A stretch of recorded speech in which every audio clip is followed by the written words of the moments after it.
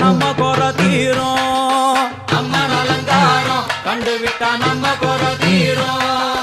அம்மனுக்கு விரதம் ஆதி முதல் இன்று வரை வழக்கம். அம்மனுக்கு விரதம் ஆதி முதல் இன்று வரை வழக்கம். சமயபுரத்தில் நம்மை வாழ வைக்க மாறியும் விரதம் கொண்டாளே மாறி அம்மன் அலங்காரம்